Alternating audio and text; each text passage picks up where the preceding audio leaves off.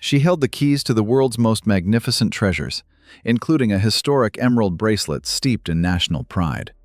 Inside with a formidable love trophy collar and Queen Alexandra's shimmering diamond fishnet. Yet for 70 years, these masterpieces remained hidden in the shadows. Was it just a matter of taste? Or perhaps a haunting fear of overshadowing the lingering memory of her mother? Or maybe the simple practicality of a woman who feared her diamonds might fall into the soup? Today, you and I are going to pry open those jewel boxes. We imagine the vaults as places of frozen perfection. Every gem sits in suspended animation, waiting for a banquet. But the truth is far more human than that. Sometimes, a jewel vanishes not because of some grand heist, but simply because it became too difficult to manage. Let's examine a piece with a history so dark it feels scripted for film. Queen Mary's Diamond Sautoir. The very origins of these diamonds are stained by the bloody chaos of revolution. They once belonged to Russia's Grand Duchess Vladimir, a woman famous for her staggering and dangerous collection of jewels. When the world collapsed in 1917, the Grand Duchess fled St. Petersburg, leaving her hidden jewels behind. They sat in a bedroom safe at the Vladimir Palace. Then came a daring operation by a family friend. Bertie Stopford slipped into the palace disguised as a laborer, smuggling the treasures out in 2 simple Gladstone bags. Those diamonds eventually reached London, where Queen Mary, ever the opportunistic collector, moved quickly to purchase them. By 1928, she had the stones reset into a truly magnificent diamond sautoir. It was a versatile treasure, embodying Mary's legendary "more is more" philosophy. It could be worn long, split into shorter necklaces, or even transformed into bracelets. She wore it often, pairing it with heavy tiaras to perfect that formidable, regal image she craved. When Mary died in 1953, the sautoir passed to her granddaughter, the young Queen Elizabeth II. One might expect a young monarch to embrace such a rich heirloom, yet she never wore it. Not even once. The reason wasn't tragedy or some ancient superstition. It was pure practicality. According to Sir Hugh Roberts, the Queen found these long, swinging diamond chains incredibly bothersome. She reportedly claimed to dislike them simply because they would get in the soup. It's a wonderfully human comment, isn't it? It reminds us that behind the crown, she was just a woman. She merely wanted to eat dinner without dipping priceless Romanov diamonds directly into the consommé. So, for 70 long years, the Vladimir Sautoir remained dry and locked away in the vault. While that specific treasure was shelved because it posed a culinary hazard. Our next piece has quietly slipped out of history entirely, leaving us with a century-old mystery. We're moving from the sharp brilliance of Russian diamonds to the soft glow of pearls in the Roaring Twenties. When Lady Elizabeth Bowes-Lyon married the Duke of York in 1923, she stepped into history. She was showered with gifts. The most spectacular arrived from the City of London, a pearl and diamond sautoir. The piece was rooted in Jazz-Age fashion, featuring 5 rows of pearls on delicate platinum wire. Finished with a diamond end piece, it was elegant, fluid, and considered terribly fashionable. It was the type of jewel that moved with the wearer, capturing that decade's liberated spirit. The new Duchess of York wore it proudly. We can still see it in photographs from 1923. It appeared again in 1924 when she paired the pearls with her lotus flower tiara. It suited her perfectly back then. The necklace had a lightness that mirrored her own smile. Then, silence. After 1924, this exquisite gift simply vanished from the visual record. For over 100 years, it hasn't been seen. This absence invites a haunting list of questions. Did the pearls lose their luster? Was the piece dismantled to create something entirely new? Or does it still wait in the depths of the vault, coiled in a velvet box for a return? There is a glimmer of hope. We know the Queen Mother's wedding gifts included other long chains. There was a striking amethyst sautoir from Queen Alexandra. Recently, Queen Camilla brought it out of the shadows. She didn't wear the original length. Instead, you and I can see it's been shortened for the modern eye. It hints that these heirlooms remain hidden, just waiting for someone to see them differently. Maybe that City of London pearl sautoir isn't lost. It could be resting in the dark, waiting for a queen brave enough to revive a long necklace, or bold enough to change it. But the city gift wasn't the only stylish sautoir she received for her wedding celebrations. Her mother, the Countess of Strathmore, gave her a stunning, far more delicate pearl and platinum sautoir. This piece was marked by a trendy pearl tassel dangling at its end. We can just barely see it in old photographs from Prince Paul of Yugoslavia's royal wedding in 1923. And just like that grander piece from the City of London, this too vanished from public sight after those early years.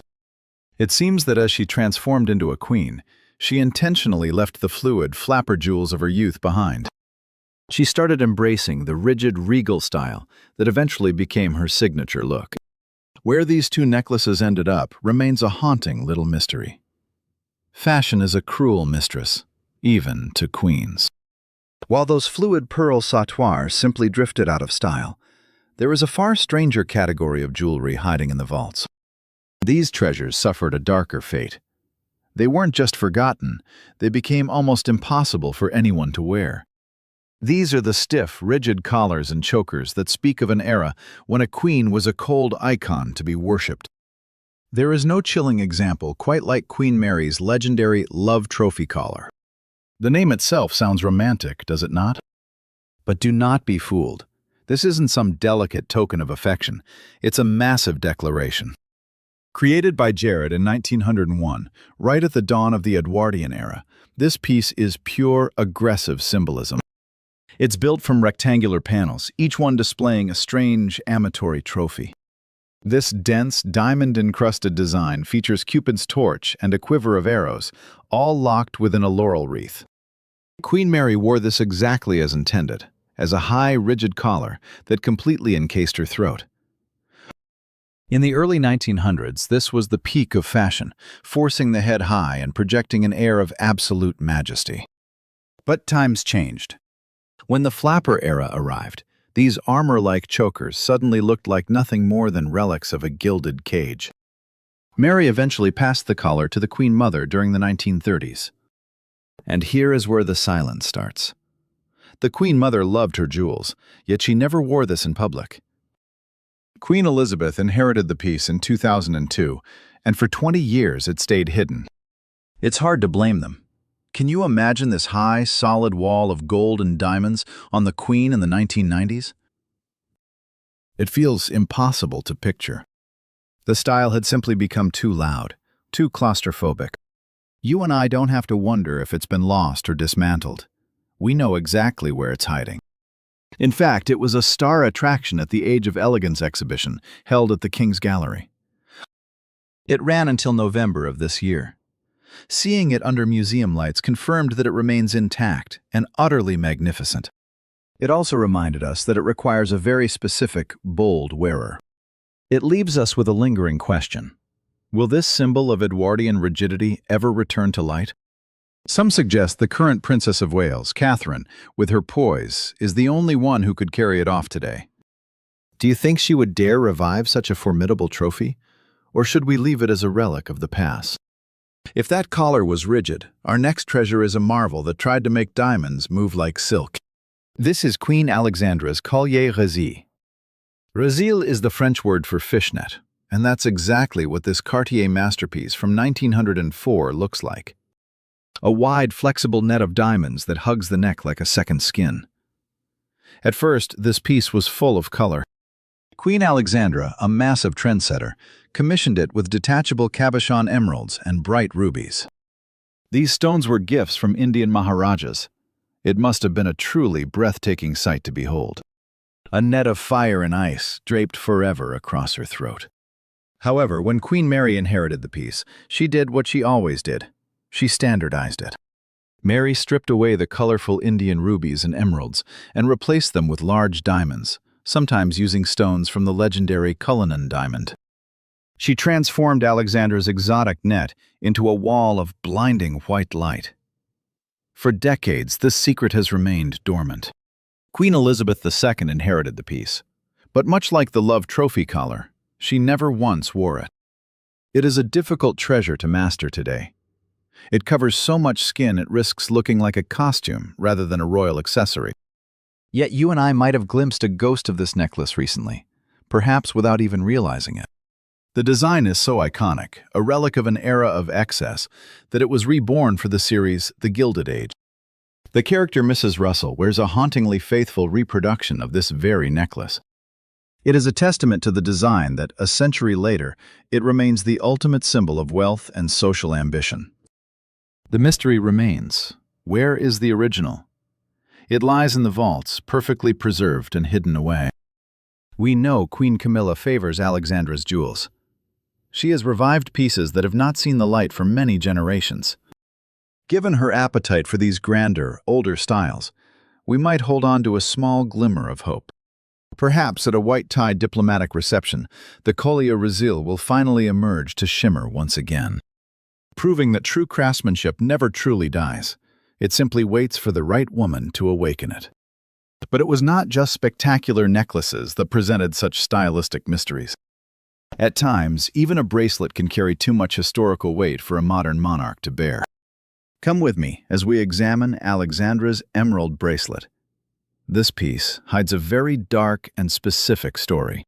A gift from the ladies of South Wales, its design stands as a full-throated tribute to the ancient principality. It is a heavy band of emeralds and diamonds, but its heart contains a series of Welsh emblems, all rendered in precious jewels. It remains a stunning relic of Victorian patriotic jewelry. The Queen Mother often wore it, blending its historic grandeur with her own unmistakable and distinctive style. But after entering Queen Elizabeth II's collection, the bracelet seemed to vanish from public view entirely. Like other loud symbols of that era, it has waited quietly in the dark for its next chapter. While you and I wait to see if Camilla revives these sleeping treasures, we must acknowledge a different kind of silence. Sometimes, a jewel disappears not because it is out of fashion, but because it holds too many secrets. It remains too loud, too painfully alive with the spirit of the woman who wore it last. There is a category of heirlooms called Mum's Things. These are the pieces Queen Elizabeth inherited in 2002. But notably, she never touched them. They were simply too evocative of a life now gone. They were the signature pieces of the Queen Mother. To wear them might have felt like a cold intrusion. Take, for instance, the Queen Mother's sapphire corsage brooch. This design is moving because it speaks the language of a lost era. It was a wedding gift in 1923. A gift from Queen Mary to Elizabeth Bowes-Lyon. It was crafted in what jewelers call the negligee style.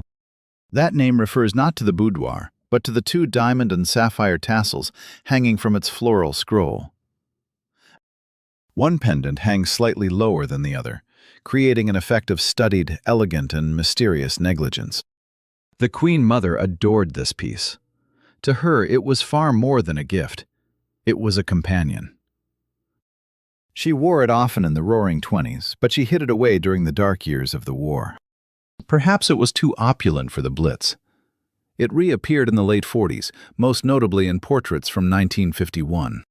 She wore it well into her 80s, pinning it to her shoulder for Prince William's christening in 1982. She even wore it beside a young Prince Harry in 1991. It was as vital to her silhouette as her hats. When she passed, the brooch went to her daughter. Then, 20 years of silence. Queen Elizabeth never wore it. Not once. More telling is that she never loaned it out, despite being generous with her mother's other treasures. It sat in the darkness, restricted and deeply reserved. Have you ever owned something so tied to a loved one that wearing it felt like a form of identity theft? That is exactly what happened here. If the sapphire signaled her arrival, the emeralds tell a story of her dominance. Let's uncover the Greville emeralds together. You may remember Mrs. Greville, the high society hostess who left behind a staggering and mysterious collection of jewels. They came to the Queen Mother in 1942, hidden inside a now legendary black tin trunk. Deep in the vault sat a massive emerald necklace, square cuts, icy diamonds, and a history that felt almost dangerous. Whispers followed the stones.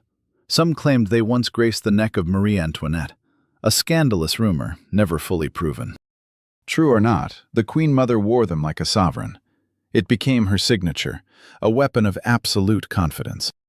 You and I can track it to 1990, the dance of the decades. She wore it to celebrate 90 years. But when she passed, the emeralds vanished into her daughter's care. Then, nothing but a long, unsettling silence. Queen Elizabeth II refused to wear the Greville emeralds in the public eye.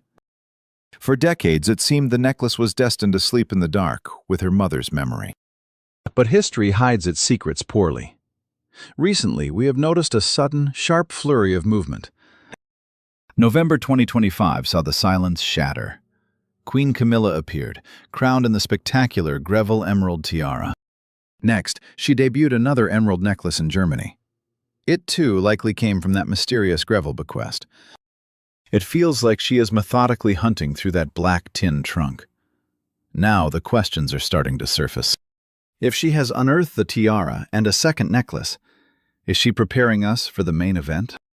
Perhaps the Queen Mother's favorite stones are waking up, but one piece remains shrouded in shadow. It is smaller, intimate, and carries a heartbreak. We call it the Silver Anniversary Flower Brooch. April 1948.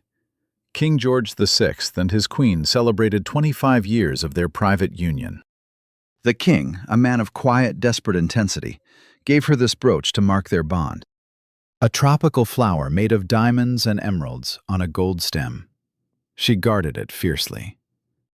The value was not in the carats, it was in the man who slipped it into her hands. She wore it throughout her long widowhood, a glittering ghost of the husband taken far too soon. Even on her 97th birthday, she kept it close while greeting the crowds outside Clarence House. Look closer. You do not see a mere jewel. You and I see a tragic love story. For Elizabeth to wear it would have been a trespass, a violation of their most private, silent language. Sometimes, silence is the ultimate form of respect. Leaving a jewel in its velvet bed honors the past. It still answers to its original mistress. There is a profound, haunting dignity in that fact. If that brooch was a secret love letter, this next piece was a loud, public declaration of intent. Enter the Duchess of Teck's flower brooch, a piece that echoes with the ghosts of the Victorian era. A massive diamond bloom. But there is more. Hidden chains and 4 dangling pendants that catch the light. It came from Queen Mary's mother, yet history links it almost entirely to the late Queen Mother. She was obsessed. For decades it sat high on her shoulder, those heavy pendants swaying every time she waved. She craved that cluttered Edwardian aesthetic, the soft chiffons, the feathers, and the endless layers of pearls. This complex, dangling piece was her world. In 2002, it passed into her daughter's hands. Here, our mystery takes a turn.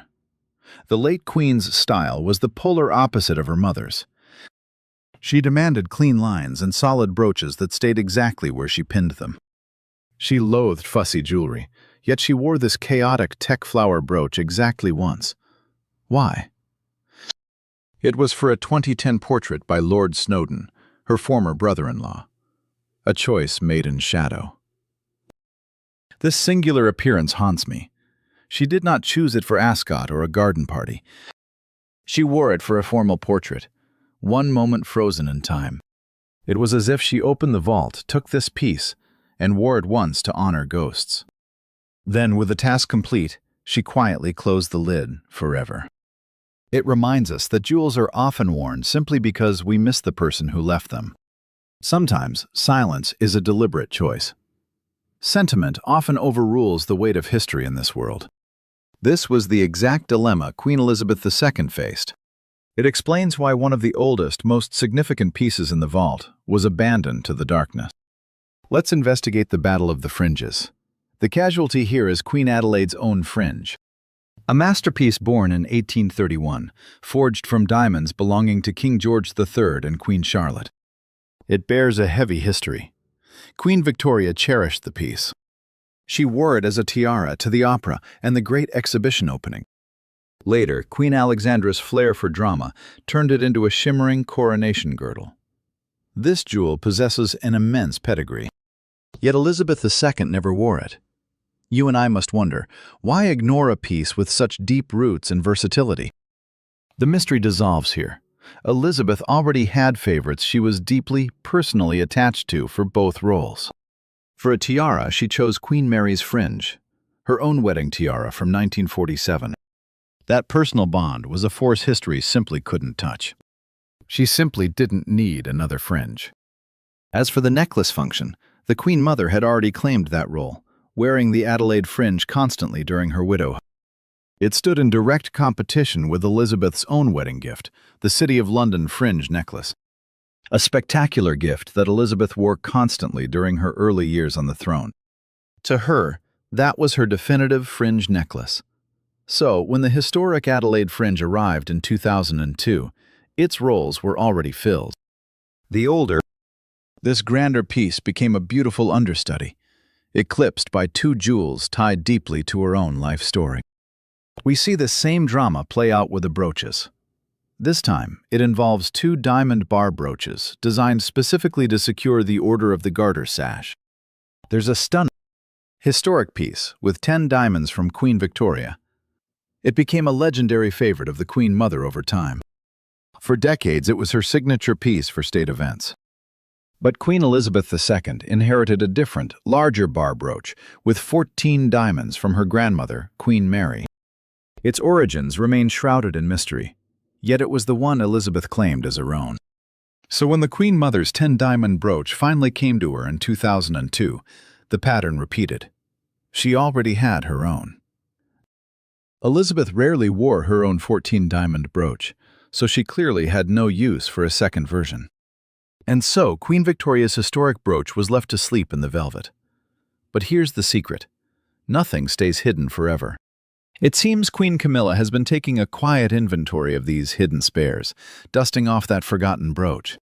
You might have spotted it at the state banquet for President Trump, and again during the 2025 diplomatic reception. It feels quite touching. Camilla is bringing these understudies back to the main stage, reminding us that just because a jewel was outshined, it hasn't lost its sparkle. It was simply waiting for the right woman to choose differently. But there's a clear line between a jewel that's been overlooked and one that's perhaps more of an art object than state regalia. These treasures have unique character that sets them apart. A perfect example is the mysterious Muscat tiara. This is one of the most artistically rich pieces in the collection, gifted to a young Queen Victoria in 1838 from the Sultan of Muscat. The design is a stunning example of Persian craft. A coronet of 12 gold panels shaped like paisley motifs, each set with massive rubies and diamonds. But what makes this tiara truly exceptional is the hidden beauty on its reverse side, decorated with delicate, hand-painted enamel miniatures. What is truly fascinating is that this may have been the plan all along.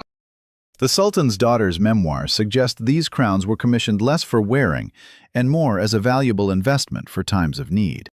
Prince Albert later had it altered slightly, adding pearls, but its core identity was never that of a working tiara. So it found its place in history not on a head, but as a treasured relic. Today, it is on public display in the grand vestibule at Windsor Castle, preserved for everyone to admire. So, the tale of these sleeping jewels isn't just one mystery, is it? It's a whole collection. We've seen a practical queen who feared losing diamonds in her soup, a modern monarch stepping away from rigid collars, and most touchingly, a daughter who quietly reserved pieces to honor her mother's memory. As you and I have seen, the story doesn't end in a vault. Royal jewelry history is circular.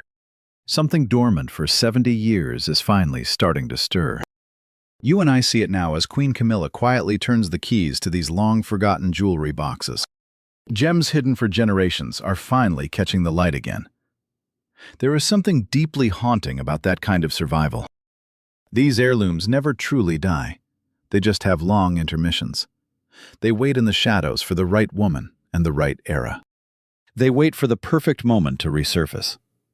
It is chilling to realize the royal collection still hides so many secrets. Most remain hidden. So I must ask you, of all these sleeping beauties we discussed today, which one will emerge next?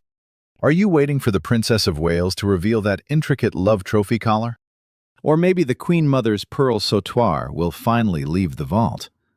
Tell us your theories in the comments. Please subscribe. You and I have only just begun to crack these royal safes open. I would hate for you to miss the next discovery.